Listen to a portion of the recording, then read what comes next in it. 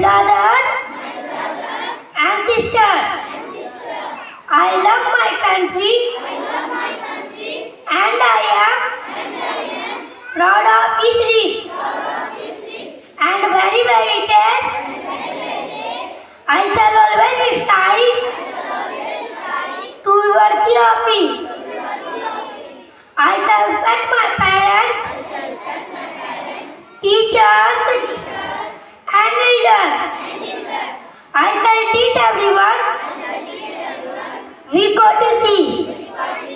To my country and my people, I place my devotion.